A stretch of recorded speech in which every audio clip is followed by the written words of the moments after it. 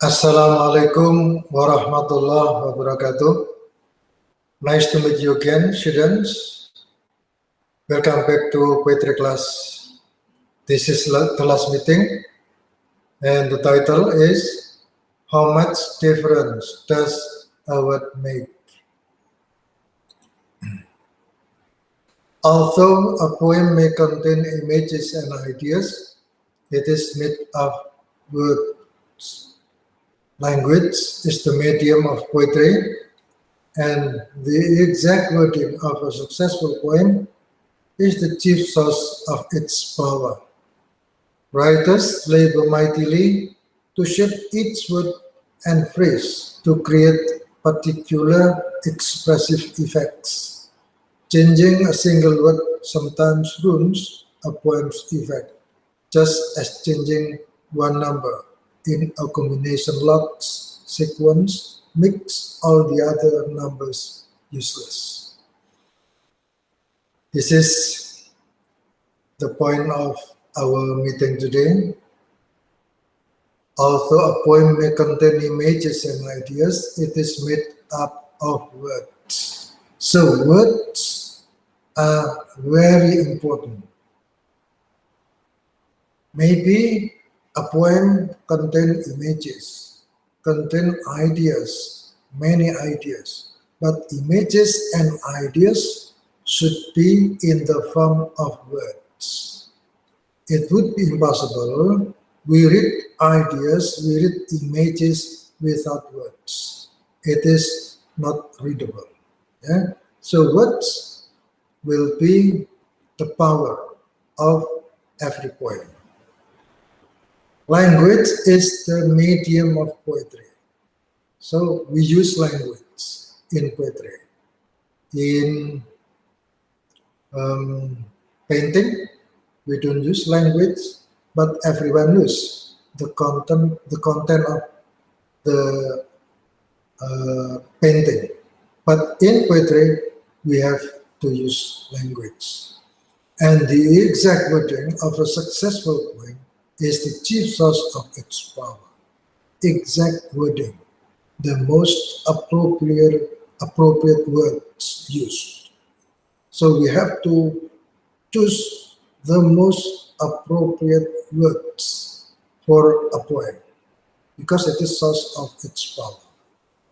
Writers labor mightily to shape each word and phrase to create particular expressive effects.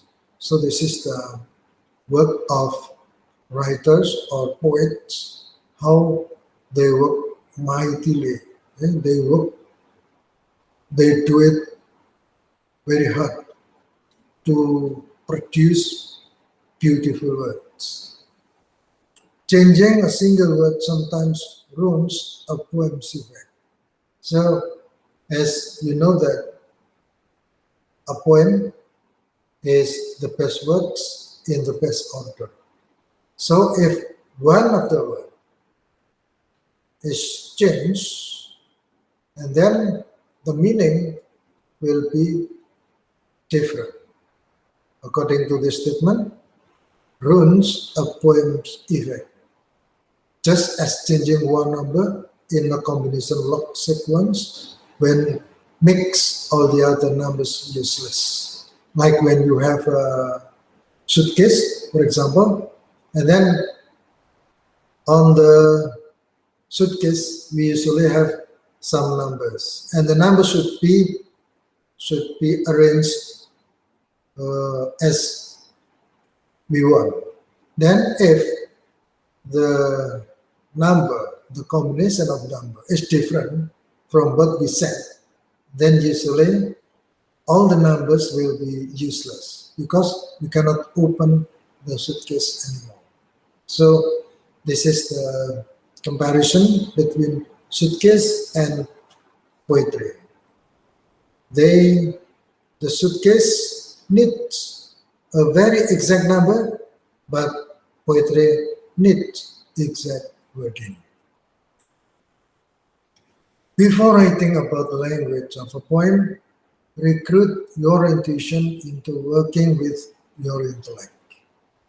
As you read the poem, Ask yourself if there is some particular word or combination of words that gives you particular pleasure or especially intrigues you. So remember, yes, that if you want to write about a poem, then you have to use your intuition. You don't need to understand it first, but you can enjoy the poem without understanding the meaning of the words.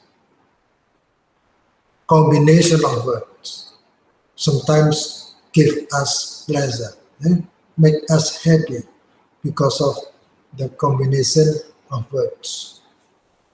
Don't worry about why the word or words impress you. Don't even worry about the meaning. Just underline the word or phrase in your book. Sometimes you are interested in one sentence or one phrase or one word. According to this explanation, don't worry about that. Just underline, although you don't understand the meaning of the word, the phrase, or the sentence. Just underline the word or phrase in your book. Then let your analytical powers go to work. Try to determine what makes this part of poem so intriguing to you. How does it relate to the other lines? What does it contribute to the effect of the poem? In writing about the poem, let that word or phrase be your key into the poem. Often, by understanding how a single keyword operates in the context of a poem, we gain a special meaning of the poem. Yeah? So please remember that if you are interested in one word in a poem, then try to dig out why you are interested in that word. Sometimes it leads you to a more understanding about the poem itself, the whole meaning of the poem, by reading one central word that you are interested in. And now I will give you an example of a poem that will give us ways how to understand a poem. And the title of the poem is London by William Blake. I wander through its chartered street, near where the chartered Thames does flow, and mark in every face I meet marks of weakness, marks of woe. In every cry of every man, in every infant's cry of fear, in every voice, in every band, the man-forged manacles are here. How the chimney sweepers cry, every blackening church appalls, and the helpless soldier's sigh runs in blood-bound palace walls. But most through midnight streets I hear, how the youthful harlot skirts, plus the newborn infants stare, and plights with plagues the marriage verse. Now, pay attention to the title, London. You know London is the capital of England. Yeah? So London is the place where the Queen lived. When the Queen governed the government. London, it is a big city at that time. Until now, it is a big city. Yeah? And it reflects, it portrays life in big cities. I wander through its chartered streets. You know, wander walk for a long time. Yeah? I wander through each charted street in London. Yeah? Charted street, small street, many street, yeah? Street that has its way near where the charted Thames does flow. Do you know Thames? Yes, Thames is a river in London.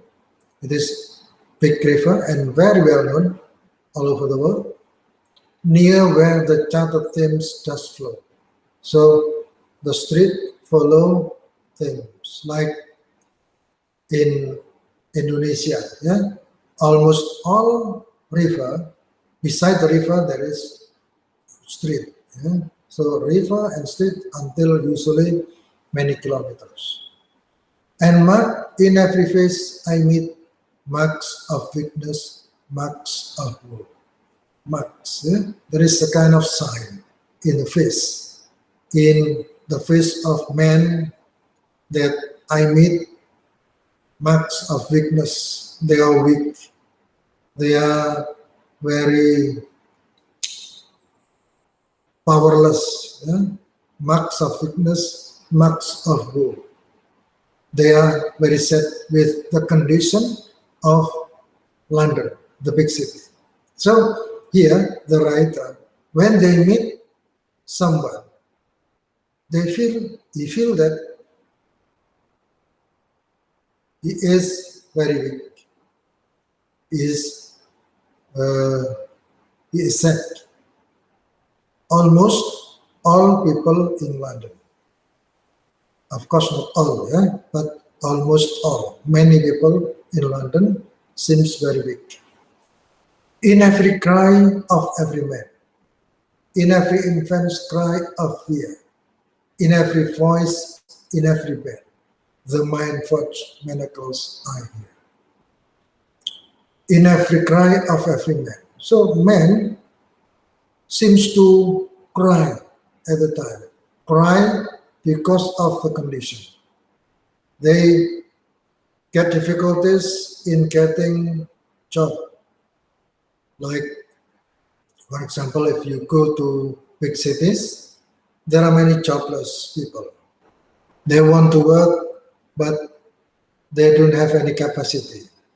They don't have any quality. So it's difficult for them to get a job. Like in London, in every cry of every man, in every infant's cry of fear. So not only men, but also infant, yeah? Infant babies. They cry because of fear. They are afraid of the condition. In every voice, in every bed. So the voice in every bed. The voice is sometimes prohibited. They cannot say freely, but they have to say something that can comfort the government.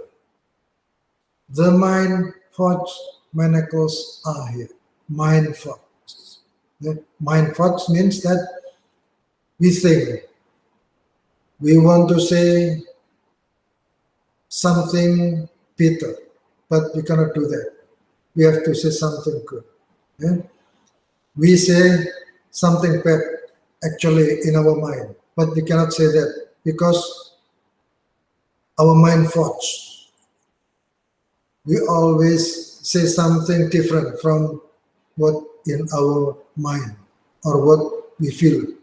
We feel actually sad, but we have to say as if we are happy. The mind forged manacles are here. Manacles. It is rings, yeah? Rings in our hand, and then joined by a chain. Usually, it is for prisoner. Yeah. So the man who wears manacles cannot escape from the police. This manacles. Yeah?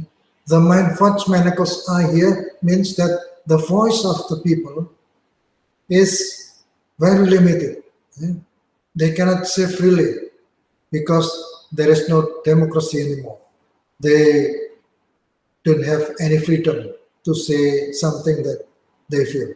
They have to comfort the government as if they are happy because of the good government. But actually, they don't like that. How the chimney sweepers cry, every blackening judge applause, and the helpless soldier sigh runs in blood down palace walls. How the chimney sweepers cry. Do you know chimney sweeper? Yes, in almost every building in England at the time, there is a chimney. Chimney that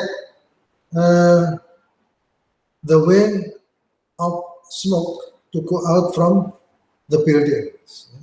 It can be house, maybe also here, church, because at night usually they feel very cold and then they need some flame, and then usually the flame of wood usually produce smoke, and the smoke goes away. If there is no chimney, then the smoke will always in the building. But because of the chimney, then the smoke goes away from the chimney. And usually the chimney will be dirty. And then children usually are employed to wash or to brush the chimney. So the chimney will be clean again. And usually they receive small money, the chimney sweeper, because the church pay them only maybe small money, small penny. So they cry. The chimney sweepers cry. Every blackening church applause. So because of the smoke, then the church become blackening. And the helpless soldiers sigh. Soldiers, runs in blood down palace walls.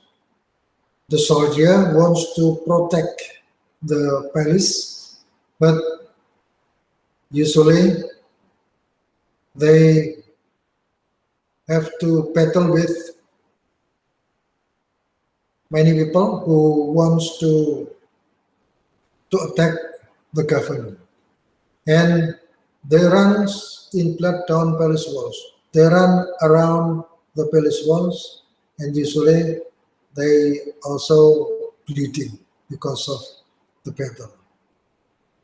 The helpless soldier sigh runs in blood down palace walls means that the soldiers actually are very sad. They feel very sad because of their profession as soldier.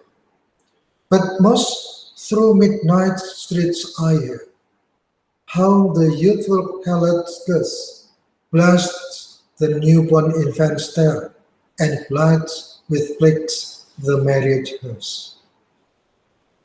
Most through midnight streets I hear. So when the writer walked away in the night through the streets, he hear how the youthful harlot curse. Harlot, do you know harlot? Harlot is a prostitute. Youthful prostitute. They sometimes, not sometimes, but in many ways, in many places, there are many youthful harlots in big cities, and they don't like it actually. They don't do that. They don't like to do that. But because of the condition, then their profession is prostitute. Blessed the newborn infant's tear, and blights with plagues the marriage hearse. So Sometimes the prostitute pregnant and they give birth to a baby. Not only that, people or men who come to the prostitute, then they are infected with disease. And then usually the disease will be carried to his wife at home. And the wife will be also infected by the disease. And if she gives birth a baby, then the baby also get the disease. So this is the condition in London at that time. Yeah? Maybe until now, this condition still happens. Now, we come to the meaning. Yeah? The meaning of the poem by expert. Here are only a few of the possible meaning of three of Blake's words. So, in this explanation, we only give you three words. Yeah? Three words from the poem that can be analyzed, that can be interpreted. Number one, catat.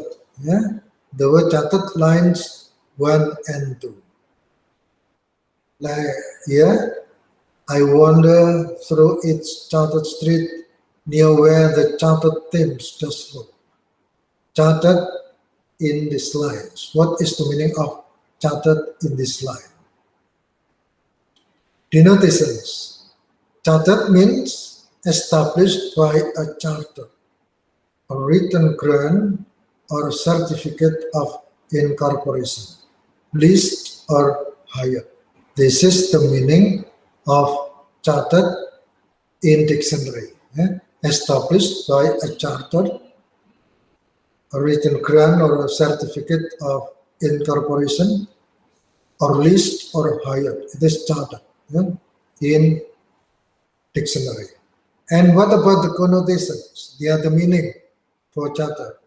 Defined, limited, restricted, channeled, mapped, bound by law, bought and sold, like a slave or an inanimate object. For example, Magna Carta, charters given to crown colonies by the king. So this is the connotations of charter. Yeah? So charter, the connotations will be defined. I believe that you know the meaning of define. Yeah? Define, definition, yeah? Define. Define means limitation, yeah? To be limited. The definition is the limitation of words, the meaning, yeah? The limitation of the meaning, the definition, defined here. Limited, restricted, channeled, mapped, bound by law, bought and sold. Bought and sold like slave or inanimate object. Do you know inanimate object? Inanimate is dead object. Yeah? Other words in the poem with similar connotations. Ban, which can denote a legal prohibition. Number two, a judgment, curse, or malediction. Number three, in medieval times, and others summoning a king's vassals to fight for him, manacles, or sackless, restrained movement, chimney sweeper, soldier, and harlot. So, from the one word, charter, we have similar connotations. Actually, we have only denotations, the meaning, the exact meaning, the meaning from the dictionary. But we have connotations, the other meanings. And usually, in a poem, one word can be related to other words, like this one. Other words in the poem with similar connotations. Ban, which can denote a legal prohibition, a judgment curse of malediction. Beside ban, we have also manacles, or sectors, and then chimney sweeper, soldier, etc. They are chartered. Their meaning, especially connotations, similar. And then what else here? Interpretation of the lines. The street has had mapped out for it the direction in which it must go. The Thames has had laid down to it the course it must follow. Street and river are channeled, imprisoned, and swift, like every inhabitant of London. So this is interpretation of the lines. Remember, interpretation is different from paraphrase. You still remember paraphrase? Paraphrase is different from interpretation.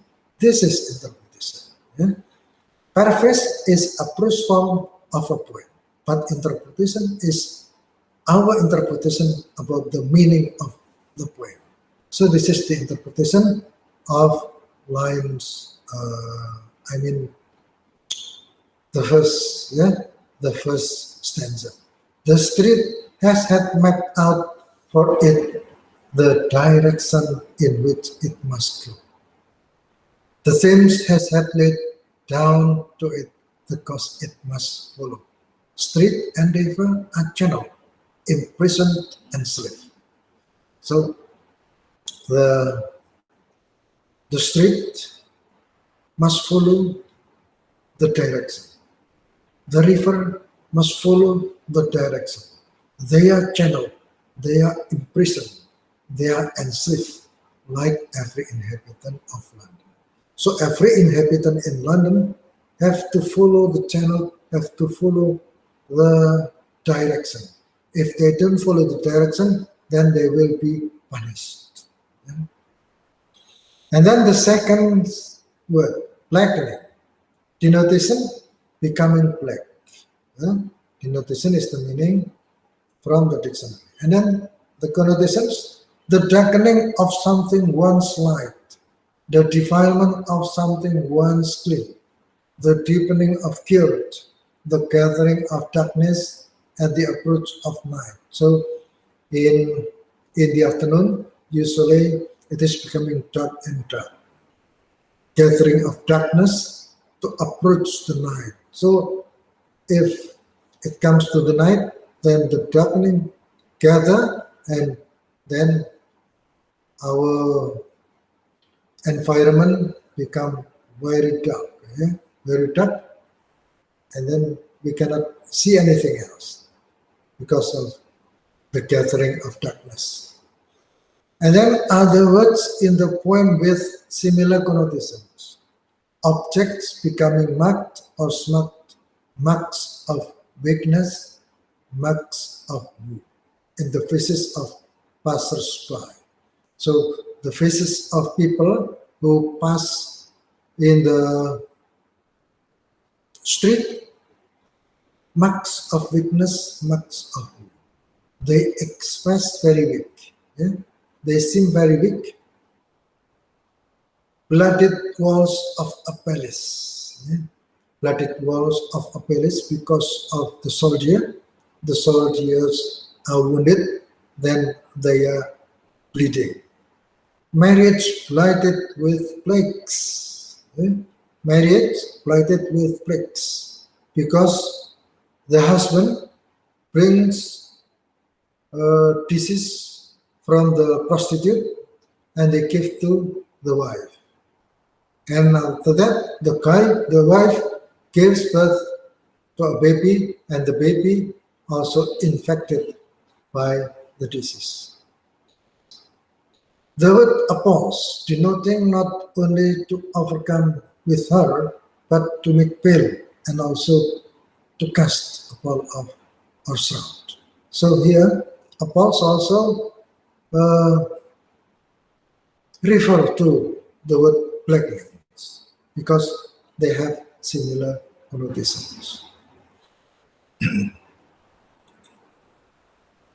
Interpretation of the lines. Literally, every London church grows black from soot and hires a chimney sweeper, a small boy, to help clean it.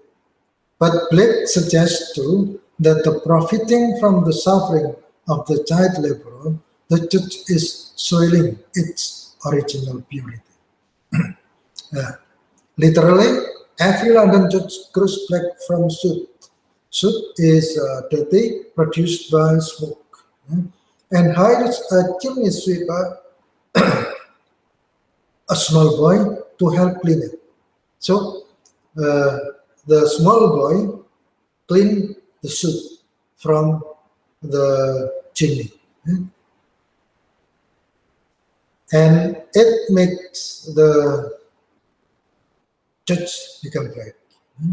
But Blake suggests too that the profiting from the suffering of the child laborer, the church is soiling its original purity.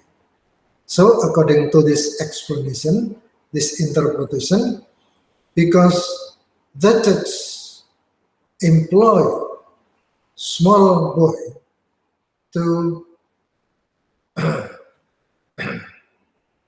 clean the soup, then actually the church is sinful because the church is soiling its original purity. Actually, the church should be pure, should be free from sins. But because the church employ small boy to do something, then the church is also sinful. And then the last words, blessed and blights, line 15 and 16. Blessed and blight. This one, blessed the newborn infant's tear, and blights with plagues the marriage church. Now we come to this explanation. Blessed and blights. Denotations. Both blessed and blight mean to cause to wither. So blessed and blight mean to cause to wither, to cause to vanish, or to ruin and destroy. So blessed and blight means ruin and destroy, become destroyed. Yeah? Both are terms from horticulture. Frost blasts a bud and kills it. Disease blights a growing plant. So this is from both terms. Blast and blight comes from horticulture, from farming. For instance, like the frost blasts a bud and kills it. Disease blights a growing plant. But then it is used in this poem and it produces connotations. What is the connotations?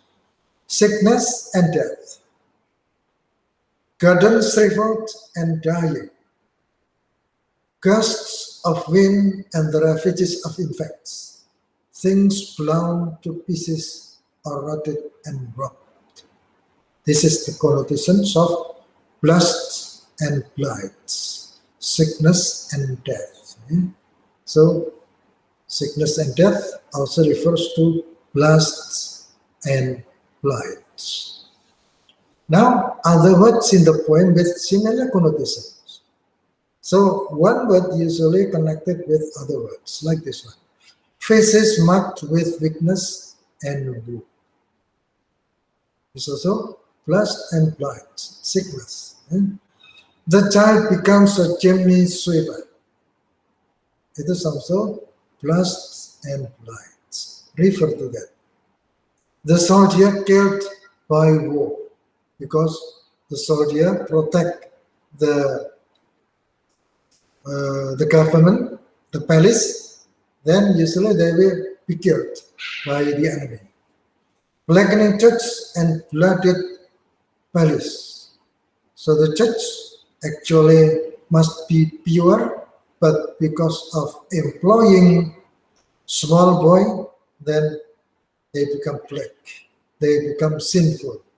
And flooded palace. Palace usually is a very beautiful building, but because of the victim of the soldier, then they become not beautiful anymore.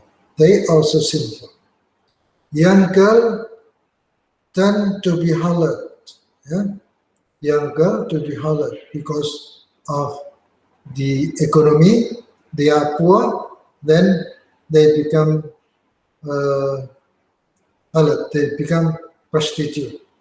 This is also refers to lusts and flights. And then the interpretation of the lines. Literally, the harlot spreads the plague of syphilis, which carried into marriage, can cause a baby to be born blind.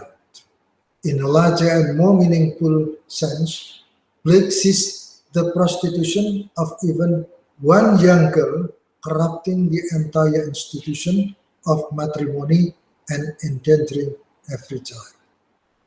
So this is literally the harlot spreads the plague of syphilis. Plague. Do you know plague? Like now, our pandemic is plague. Plague of syphilis. Syphilis is a name of disease at the time. Yeah? In the past, the disease from prostitute is syphilis. Nowadays, the disease is AIDS, which carried into marriage can cause a baby to be born blind. So if a man comes to prostitute, then when he is infected by the disease, they bring to the wife, then the wife will get also the disease. If they give birth, the wife gives birth, then usually the baby will be born blind. So it's very dangerous disease. In a larger and more meaningful sense, plague is the prostitution of even one young girl, corrupting the entire institution of matrimony and endangering every child. So one prostitute, one harlot, they can spread many diseases to many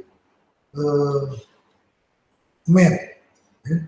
You can imagine if in one day, one girl gave service to 10 men. The 10 men come to their wife and they also spread the disease. And the disease also infected the child, their children. So it's a very big tragedy in life. So this is the interpretation of the lines. Okay, I think it's enough for this last meeting. And I hope you can enjoy this. And remember that interpretation is different from paraphrase. Yeah? Paraphrase is a prose form of a poem.